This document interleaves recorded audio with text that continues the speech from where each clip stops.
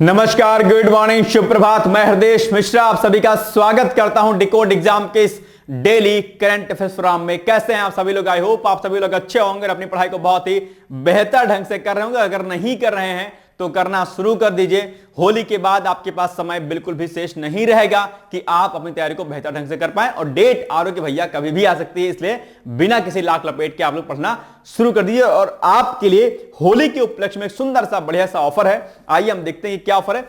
आप जानते हो कि आरोग्य के जितने भी कोर्स हमारे हैं, उन आरोग्य के सभी कोर्स पर अभी जो है 50% का चल रहा है डिस्काउंट। तो आप आरोग्य के किसी भी कोर्स में अगर एडमिशन लेना चाहते हैं तो यह ऑफर सीमित समय तक के लिए है, यानी कि होली तक के लिए ही ऑफर है। आप लोग बिना देरी के आरओ के किसी भी कोर्स में एडमिशन ले सकते हैं। चाहे हमारा आरओ का फाउंडेशन कोर्स हो, जिसकी फीस आप यहां पर देख पा रहे होंगे, ठीक है, 3500 है। 7000 फीस थी, अभी 50% डिस्काउंट के साथ में 3500 में है। प्रीलिम्स वीडियो कोर्स हमारा 4000 का था, 2000 में है। मेंस वीडियो कोर्स हमारा 4500 में था, 2250 में है। और वीडियो टेस्ट सीरीज हमारी 9000 क्वेश्चंस की थी, उसमें जो कि फीस हमारी 1200 की थी वो है 600 में। और आरओ टेस्ट सीरीज 1500 में थी, वो 750 में है। और हिंदी टेस्ट सीरीज जो 700 में थी वो है आपका 350 रुपए में। ये आपके लिए जो है ऑफर है। और आरओ की किसी भी 15 मार्च तक की विशेष छूट है अभी, ठीक है। 15 मार्च तक के बाद ये सारी छूट हमारी समाप्त हो जाएगी। तो आरओ के किसी भी कोर्स में अगर आपको एडमिशन लेना है तो आप ये जो नीचे कॉन्टैक्ट नंबर दिया गया इस पर आप कॉन्टैक्ट कर सकते हैं। और अगर आपको पीसीएस के किसी कोर्स में एडमिशन लेना है, अगर आपको लगता है कि पीसीएस के किसी कोर्स में लेना है, जहां पर हमारे 3 प्रोग्राम चल रहे हैं। एक पीसीएस में हमारा चल रहा है फाउंडेशन कोर्स, आप जानते होंगे, ठीक है, जिसमें हम लोग प्री प्लस मेंस, आपका इंटरव्यू और बाकी सारी चीजें, सीसेट हिंदी सब कुछ कराते हैं, सारा कुछ भी छूटेगा नहीं आपका। तो फाउंडेशन कोर्स एक हमारा चलता है।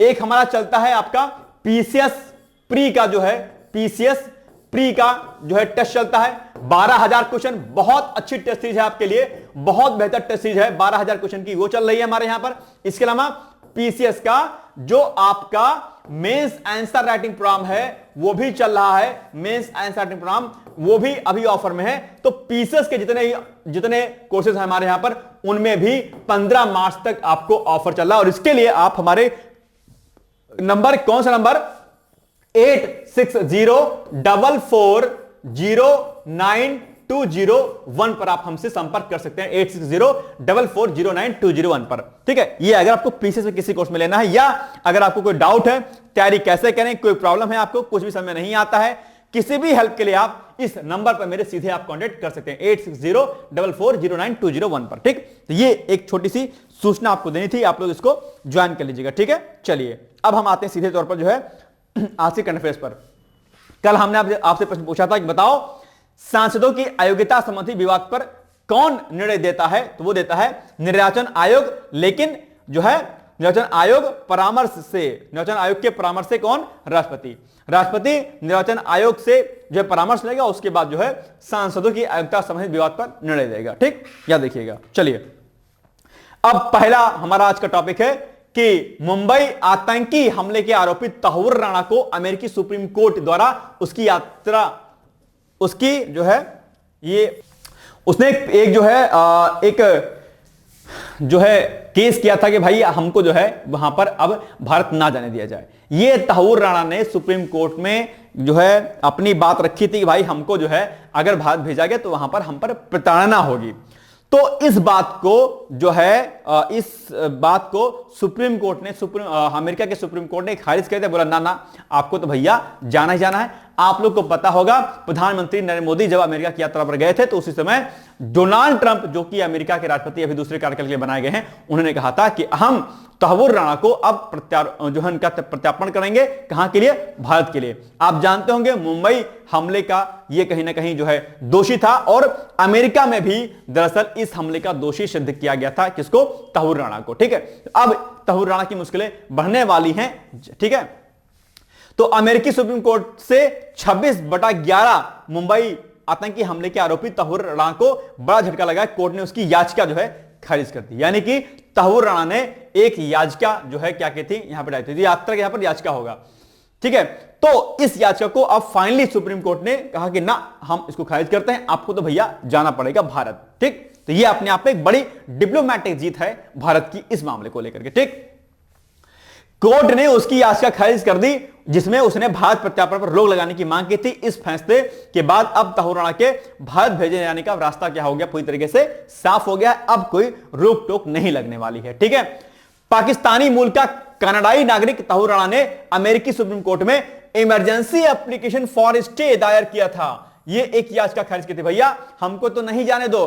उसने कहा कि हमको किडनी की बीमारी है, हमको फला बीमारी है, हम पर ज्यादती होगी, वहां पर हम पर अत्याचार होगा। डर के मारे उसने ये सब सारी बातें जो है कहीं ना कहीं कही थी। लेकिन ध्यान दीजिएगा, आतंकवाद को रोकने के लिए जो भारत की सबसे बड़ी जीत है, और टेररिज्म पर आप जानते हो कि अमेरिका तो बहुत सख्त रहता है भाई साहब। ठीक है, जब उसके यहां हमला हुआ था उसके बाद उसने अपने आप को बहुत सुधारा है। तो ये सारी बातें यहां पर आपके लिखी हैं, आप इसको पढ़ लीजिएगा। और दरअसल उसने तर्क दिया था कि अगर उसे भारत भेजा गया तो उसे वहां प्रताड़ना यानी कि यातना दी जाएगी, जो अमेरिकी कानून और संयुक्त राष्ट्र संधि का उल्लंघन होगा अपने आप। ठीक, लेकिन नहीं मानी गई बात।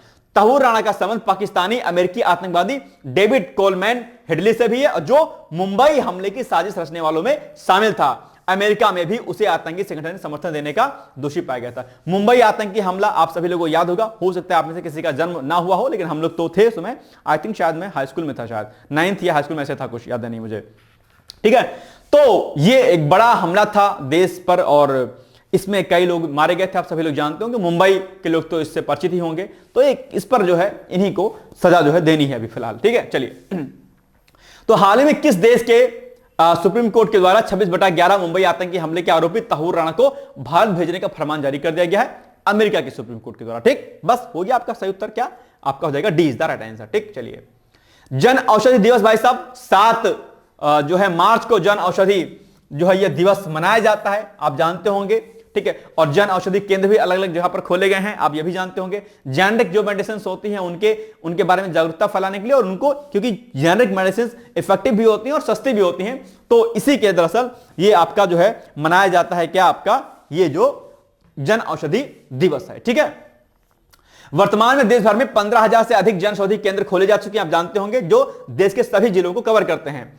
इस योजना के तहत सरकार ने 31 मार्च 2027 तक देश भर में 25,000 जन औषधि केंद्र खोलने का लक्ष्य रखा है। तो यह डेटा आपके एग्जाम के लिए इंपॉर्टेंट हो सकता है कि भाई बताओ सरकार ने जो है मार्च 2027 तक 31 मार्च 2027 तक देश भर में कुल कितने जन औषधि केंद्र खोलने का लक्ष्य रखा है? आप कहेंगे सर जी 25,000 जन औषधि केंद्र खोले जाएंगे। अभी फिलहाल कितने हैं? 15,000। कब तक? 25 तक। ठीक, चलिए। तो अगले 2 साल में इसे लगभग 10,000 और बढ़ाना है। ठीक, चलिए। योजना के बारे में जागरूकता बढ़ाने के लिए 1 से 7 मार्च तक आप जानते हैं कि पूरे सप्ताह जो है कार्यक्रम भी आयोजित किए जाते हैं। और यह दरअसल प्रधानमंत्री भारतीय जन औषधि परियोजना को नवंबर 2008 में रसायन और उर्वरक मंत्रालय के फार्मास्यूटिकल्स विभाग द्वारा केंद्रीय फार्मा सार्वजनिक क्षेत्र के उपक्रमों के सहयोग से लॉन्च किया गया था। इस पहल का उद्देश्य प्रधानमंत्री भारतीय जन औषधि केंद्र नामक समर्पित दुकानों के माध्यम से जनता को सस्ती कीमतों पर गुणवत्तापूर्ण दवाइयां उपलब्ध कराना। यानी कि ये जो जन औषधि केंद्र होते हैं ये अपने आप में एक शॉप है, जैसे मेडिकल स्टोर होता है आपका, सेम ऐसे होते हैं। यहां पर जेनेरिक मेडिसिन मिलती हैं, सस्ते दामों पर उपलब्ध होती हैं। अगर आपको कभी मेडिसिन को लेना हुआ तो आप लोग जन औषधि केंद्र जाया करें। प्रधानमंत्री जन औषधि केंद्र पर सस्ती दवाएं मिल जाया करती हैं। ठीक है, ध्यान दीजिएगा। खराब नहीं होती है, सस्ती जान करके ये नहीं कि सस्ती तो खराब होंगी ना, पूरी तरीके से इफेक्टिव होती हैं। ठीक है, और गुणवत्तापूर्ण होती है, कोई दिक्कत नहीं, आप ले सकते हैं उसको। ठीक, चलिए। इसके अलावा इसका भी आपने नाम सुना होगा, सुविधा सैनिटरी नैपकिन। यह भारतीय महिलाओं के लिए स्वास्थ्य सुरक्षा सुनिश्चित करने की दिशा में एक महत्वपूर्ण कदम के रूप में जन औषधि सुविधा ऑक्सो बायोडिग्रेडेबल सैनिटरी नैपकिन 27 अगस्त 2019 को लॉन्च किए गए, जिन्हें केवल ₹1 प्रति पैड की दर से उपलब्ध कराया जा रहा है। महिलाओं के लिए खासी इंपॉर्टेंट योजना है। और जन सुविधा नैपकिन देश भर में 15,000 से अधिक पीएमबीजेपी केंद्रों पर जो है बिक्री के लिए उपलब्ध कराए जा रहे हैं। और 31/1/2025 यानी कि आपका 31 जनवरी 2025 तक सुविधा नैपकिन की संचयी जो बिक्री है 72 करोड़ रुपए है, 72 करोड़ रुपए है। और इसलिए भी क्योंकि अच्छी है, क्योंकि ये बायोडिग्रेडेबल है अपने आप में। ठीक है, ध्यान दीजिएगा। चलिए। प्रधानमंत्री भारतीय जन औषधि परियोजना की शुरुआत कब हुई थी? ये हुई थी 2008 में, यानी कि D is the right answer. ठीक, चलिए। देश की पहली वाणिज्यिक सेमीकंडक्टर निर्माण इकाई, यह भी चर्चाओं में है। आप जानते होंगे सेमीकंडक्टर के मामले में भारत अपने आप में प्रगति कर रहा है, और जो है ये बहुत तेजी के साथ जो है आगे बढ़ने की दिशा में कई प्रकार की योजनाएं भी इसमें चलाई जा रही हैं इसके कंटेक्स्ट में, और देश जो है आगे इसमें बढ़ रहा है। ठीक है, तो India semiconductor mission ISM, Tata electronic private limited और Tata semiconductor manufacturing private limited ने गुजरात के धोलेरा में देश की पहली वाणिज्यिक सेमीकंडक्टर निर्माण इकाई की स्थापित करने के लिए एक वित्तीय सहायता समझौते पर हस्ताक्षर किया है। तो किन किन लोगों ने मिलकर ये जो है ये निर्माण करेंगे इस इकाई की, तो ये नाम आप लोग जो है याद रखिएगा कि कौन कौन इसमें जो है शामिल है। पहला पॉइंट यहां तक आपका क्या है, वेरी वेरी मोस्ट इंपॉर्टेंट है आपके लिए। ठीक, चलिए, चूंकि देश की पहली वाणिज्यिक सेमीकंडक्टर इकाई है इसलिए कि आपके एग्जाम के लिए जरूरी है। दूसरा, इस परियोजना में 20,000 से अधिक प्रत्यक्ष और अप्रत्यक्ष जो है कुशल नौकरियां भी इससे सृजित होंगी, यानी कि जनरेट होंगी अपने आप में। ठीक है, चलिए, ताइवान के power chip semiconductor manufacturing corporation के साथ मिलकर टाटा इलेक्ट्रॉनिक भारत के सेमीकंडक्टर उद्योग में वैश्विक विशेषता को एकीकृत करेगा अपने आप में। ठीक, चलिए, अब बताइए हाल ही में कहां पर देश की पहली वाणिज्यिक सेमीकंडक्टर इकाई की स्थापना की जाएगी? तो आपके सामने सिंपल सी बात है, कहां पर? गुजरात में, यानी कि B is the right answer. ठीक, चलिए, प्लैटिनम भाई साहब, अच्छा प्लैटिनम सुन के खुश हो गए होंगे आप लोग, खासकर महिलाएं खुश हो जाती हैं। महिलाओं की इच्छा क्या रहती है? प्लैटिनम के रिंग लेना, नहीं? तो प्लैटिनम को लेकर के जो है चर्चाएं अक्सर रहती हैं। आप लोग आई थिंक जो आपका हीरा होता है, हीरे से महंगा शायद प्लैटिनम आता है, आई थिंक, जहां तक मुझे शायद पता है। ठीक है, हीरे जवाहरात तो हम लोग नहीं पहनते हैं, लेकिन शायद प्लैटिनम महंगा आता है।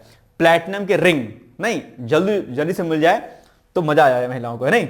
चलो भाई साहब, हाल ही में भारत ने व्यापार समझौते के दुरुपयोग को रोकने के लिए प्लैटिनम मिश्र धातुओं पर आयात प्रतिबंध लगाया हुआ है। ठीक है, महंगी होती है, इस पर जंग वगैरह नहीं लगता है। ठीक है, तो जो आपका हीरा होता है, हीरे से भी ज्यादा शायद ये महंगा प्लैटिनम, तो जैसे हीरे की अंगूठी की चाहत होती है सभी लोगों को, वैसे प्लैटिनम रिंग की चाहत होती है लोगों को। ठीक है, आई थिंक महंगा भी होता है शायद, अगर मैं गलत हूं तो मुझे करेक्ट कीजिएगा प्लीज। प्लैटिनम का इस्तेमाल, कुछ लोग तो मन ही मन मंद मुस्कुरा रहे होंगे, यार सर जी चाहते तो हैं यार प्लैटिनम की रिंग, कौन देगा? लेकिन भाई पढ़ लिख लीजिएगा ना, खुद ले लीजिएगा। ठीक, टेंशन मत लीजिए, कोई और देगा। ठीक है, प्लैटिनम का इस्तेमाल आभूषण, इलेक्ट्रॉनिक्स और ऑटोमोबाइल में किया जाता है। ठीक है, आप जानते होंगे। इसके अलावा प्लैटिनम सबसे स्थिर धातुओं में से भी एक है और यह उच्च यानी कि हाई टेम्परेचर पर जंग नहीं खाता, यानी कि इसमें जो है जंग बिल्कुल भी नहीं लगता है। ठीक, दूसरा, प्लैटिनम की सामान्य अवस्था चमकदार होती है, चमकता है, जैसे हीरा आप देखते होंगे चमकता, वैसे अच्छे जस्ट लाइक दिस। ठीक है, प्लैटिनम की खोज दक्षिण अमेरिका में 1753 में उलोआ और 1741 में वुड ने की थी। तो ये भी पूछ सकता है आपके साइंस वाले सेक्शन में, आपके एग्जाम में। ठीक है, प्लैटिनम के बारे में। चलिए, प्लैटिनम के संदर्भ में निम्नलिखित कथनों में कौन सा से कथन सही है? यहां है नंबर 1, हाल ही में भारत ने व्यापार समझौते के दुरुपयोग को रोकने के लिए प्लैटिनम मिश्र धातुओं पर आयात प्रतिबंध लगाया गया। ठीक है, बिल्कुल सही बात है।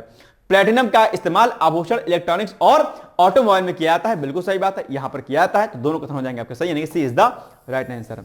जब किसी की शादी वगैरह होती है तो बड़ी चाहत रहती है कि अच्छा शादी होगी तो भैया हमको फला अंगूठी मिलेगी, हमको गले का हार मिलेगा, हमको ये मिलेगा, और कुछ अगर नहीं मिलता है तो बड़ा टेंशन में आता है, यार कहां शादी करके फंस गए यार, बताओ हमारी जो है बेटवा का शादी थी और कुछ दहेजों नहीं लिए हम, और दहेज भी नहीं लिए तो कुछ मिला भी नहीं, बड़ा विपत्ति खराब हो जाती है, बड़ी विपदा आ जाती है अपने आप में आजकल। भाई साहब ऐसा है कि लालच मत कीजिएगा, ना दहेज की लालच कीजिएगा, ना किसी चीज की डिमांड का अपने अंदर जो है भाव रखिएगा। ध्यान रखिएगा, शादी, भारतीय शादियों में आजकल खर्चे बहुत होते हैं, इन सब पर रोक लगाने का काम आप युवाओं का है, और शादी में कोई डिमांड या दहेज नहीं लेना चाहिए। ठीक है, एक घर की बेटी अगर आपके घर में आती है तो एक पिता अपने बेटी को, जो कि बचपन से उसको पढ़ाता है, लिखाता है, बड़ा करता है ना, और फिर वो आपको, उस बेटी को आपको सौंप देता है आपके घर के लिए, आपके परिवार के लिए। जो बेटी जो काम घर में भले ना करती हो लेकिन आपके यहां पर आके करती है। वो बात अलग है कि आजकल लड़कियां लोग कहते हैं कि मुझे खाना बनाना नहीं आता है, ठीक है, लेकिन फिर भी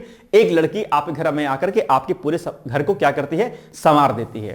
तो और जिस घर में नारी की इज्जत होती है वो घर भी देवता तुल्य होता है। कहा भी गया है, क्या कहा गया है कि यत्र नारीस्व पूजन्ते रमन्ते तत्र देवता। ठीक है, तो ये भाव अपने भीतर रखिएगा कि कभी भी दहेज प्रथा या शादी हो रही है तो आपकी सास या आपके ससुर या आपके फला जो भी रिश्तेदार होते हैं आपको कुछ देंगे, गिफ्ट देंगे, कपड़े देंगे, जवाहरात देंगे, ये भावना ये जो है अपने मन में नहीं आनी चाहिए, क्योंकि बहुत खर्चीली शादी होती है। कई बेटियों के बाप जो है कर्ज तले डूब जाते हैं, सुसाइड कर लेते हैं और बहुत लंबे समय तक कर्ज में डूबे रहते हैं। यह स्थिति आप लोग ना आने दें, ठीक है। बेटी सामान्य होती है और शादी बहुत सिंपल करिए, साधारण करिए, ठीक है। बहुत ज्यादा तामझाम मत करिए, जो आजकल तामझाम दिखावा हो रहा है। सिंपल करिए, हवन यज्ञ प्रार्थना जो भी जिस भी आप धर्म के हो आप उस धर्म से करिए, लेकिन पूरी शिद्दत के साथ करिए और खान पीन पर विशेष जोर दीजिए। बस ज्यादा दिमाग मत लगाइए, खाने पर भी 10 तरीके से व्यंजन मत बनवाइए। ये सब चीजें आप लोग ध्यान दीजिए, ये सब आपके लिए बहुत जरूरी है ना। चलिए, नहीं तो भाई साहब बहुत दिक्कत है। एक पिता के लिए जब वो बेटी की शादी करता है तो उसको बहुत मुश्किलें आती हैं। जब कल को आप लोग पिता बनेंगे, अगर आपकी बेटी होगी या आपके घर में कोई बहन होंगे, तो इस पर कितना खर्चा आता है शायद आप इस बात को बखूबी समझते होंगे। लेकिन दिक्कत यह है कि हम आज भी इस बात को समझ नहीं पाए हैं और यूपी, बिहार, राजस्थान में दहेज एक बहुत बड़ा जो है अपने आप में अभिशाप बन गया है, गलत चीज है। इस पर सुधार करेगा। अगर मेरी बात अगर आप समझ पा रहे होंगे तो आज एक संकल्प जरूर लीजिएगा कि भैया जब भी हम शादी करेंगे तो दहेज नहीं लेंगे। ये संकल्प, अगर आप मुझे कुछ मानते हैं, दोस्त यार भाई बहन जो भी मानते हैं, बहन तो नहीं मानते होंगे, भाई मानते होंगे, ठीक है, जो भी मानते हैं, इतना मानिएगा। हृदय सर कह रहे थे कि यार दहेज नहीं लेना शादी में, ठीक। तो इस संकल्प करके जाइएगा भाई साहब, ठीक। देखते हैं, शादी करिएगा तो मैसेज करिएगा सर दहेज नहीं लिया, चुपके से मत लेना बाद में, ठीक है, बैकडोर से बताइएगा। चलिए बहुत गड़बड़ मामला चल रहा है आजकल, ठीक है, बड़ी डिमांड होती है। एक फ्रेंड ने मेरे मैसेज किया, कहा कि सर शादी हो रही है हमारी, और लड़के वाले ने कहा है, सास ने कहा है कि एक लड़के लोग आए थे, उन्होंने कहा था कि हम तो आपकी बेटी को क्रेटा देंगे, उसको बेटे को क्रेटा देंगे, तो आप लोग क्या देंगे?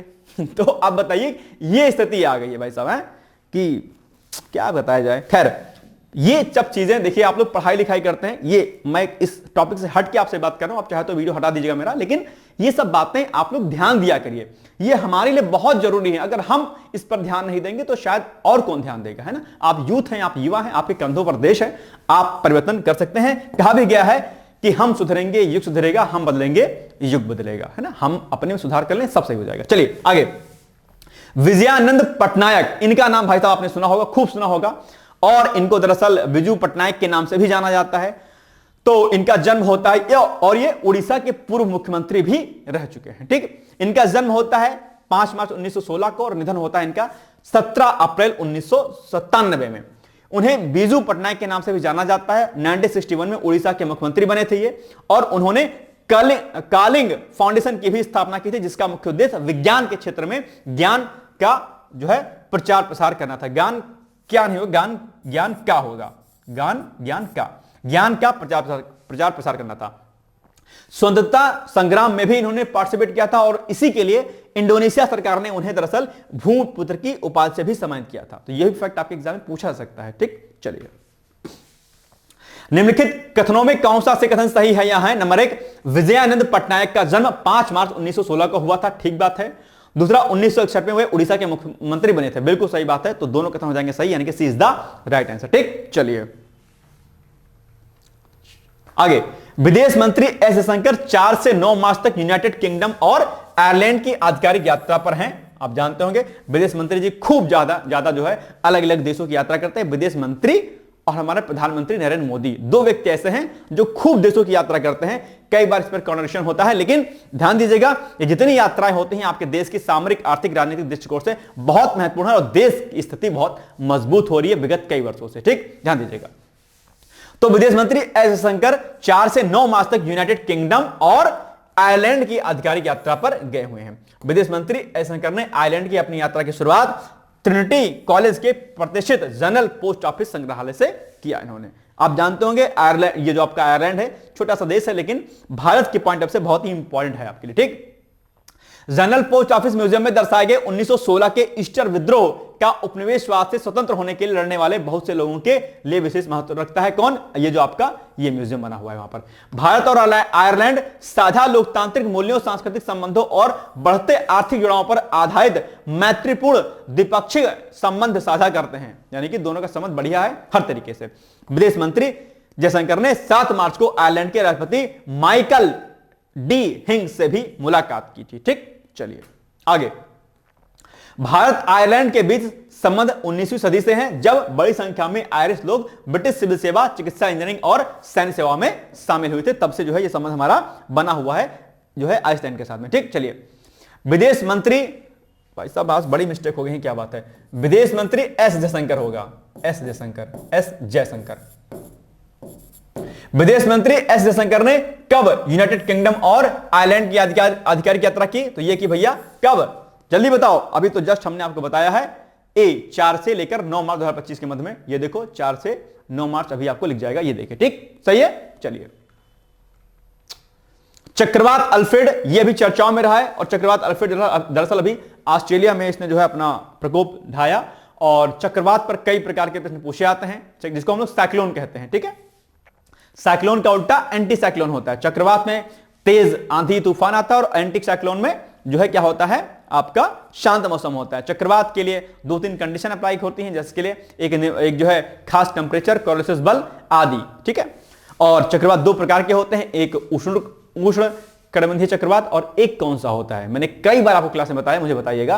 और साइक्लोन और एंटी साइक्लोन की दिशा दरअसल आपके उत्तरी गोलार्ध में और दक्षिणी गोलार्ध में कब कब कैसे कैसे होती है, इसको भी मैंने कई बार आपको बताया है, इसको पढ़ लीजिएगा, और आपके एग्जाम में प्रश्न यहां से पूछा जाता है। तो साइक्लोन आप लोग होमवर्क नोट कर लीजिएगा, टास्क नोट कर लीजिएगा कि आपको टास्क नंबर 1 है आपका। ठीक है, आपको साइक्लोन के बारे में आपको क्या करना है, पढ़ना है। ठीक है, अच्छे तरीके से साइक्लोन। ठीक है, CYCLON यानी कि चक्रवात। ठीक है, चक्रवात। अरे भाई साहब क्या लिख रहा है आजकल ये, चक्रवात। ठीक, चलिए क्या होता है चक्रवात? तो चक्रवात में क्या होता है आप जानते होंगे, चक्रवात निम्न वायुदाब के केंद्र होते हैं, यानी कि आपके केंद्र में क्या होता है, लो प्रेशर होता है, जिनके चारों तरफ संकेंद्रीय समदाब की रेखाएं विस्तृत होती हैं। परिधि से केंद्र की तरफ जाने पर वायुदाब क्या होता है, कम होता जाता है, परिणामस्वरूप परिधि से केंद्र की ओर तेज हवाएं चलने लगती हैं। आप लोग जानते होंगे, कई बार मैंने साइक्लोन को खूब पढ़ाया है आपको। ठीक, उष्णकटिबंधीय चक्रवात की उत्पत्ति उत्तरी एवं दक्षिणी गोलार्ध में 8 डिग्री से अक्षांश से 15 डिग्री अक्षांश के मध्य में महासागर के सतह पर होती है, और इनकी दिशा उत्तरी गोलार्ध में एंटी क्लॉकवाइज और दक्षिणी गोलार्ध में क्लॉकवाइज होती है। ध्यान दीजिएगा, बहुत बार आपके प्रश्न आपके एग्जाम में पूछा गया है, क्लॉकवाइज और एंटी क्लॉकवाइज जो है कब कब कहां पर होता है, तो इसको आप लोग अच्छी तरीके से पढ़ लीजिएगा। और चक्रवात को अलग अलग देशों में अलग अलग नामों से पुकारा जाता है, जैसे विली विली आपका ऑस्ट्रेलिया हो गया, टाइफून कहां पर, चक्रवात कहां पर। तो ये प्रश्न खूब पूछा जाता है आपके एग्जाम में। आपके पास ज्योग्राफी जो बुक होगी उससे उस चक्रवात के नामों को आप लोग अलग अलग नोट डाउन कर लीजिएगा। भाई टाइफून कहां पर बोलते हैं, विली विली कहां पर बोलते हैं, है ना, तो ये आपके लिए जरूरी है। ठीक है, चलिए टॉर्नेडो कहां पर बोलते हैं, अगर पता है तो कमेंट कर दीजिए, नहीं पता है तो सर्च करके बताइएगा। ठीक है, चलिए हाल ही में चक्रवात अल्फ्रेड ने किस देश को प्रभावित किया? तो ऑस्ट्रेलिया को किया, बस सिंपल सी बात है, D is the right answer. Now next, PM Modi 11 से 12 मार्च को मॉरिशस के दौरे पर हैं। ठीक, चलिए पीएम मोदी 11 से 12 मार्च को मॉरिशस के दौरा करेंगे, और मॉरिशस के 57वें दिवस समारोह में मुख्य अतिथि के रूप में शामिल हुए। भारतीय नौसेना के एक जहाज के साथ भारतीय रक्षा बलों की एक टुकड़ी भी दरअसल इस समारोह में भाग लेगी, और पीएम ने आखिरी बार दरअसल 2015 में जो है मॉरिशस की यात्रा किया था, तब से अब कर रहे हैं। मॉरिशस के बारे में अगर हम बात करते हैं तो मुद्रा यहां की मॉरिशियाई रुपया है, राजधानी इसकी पोर्ट लुइस है, याद रखिएगा।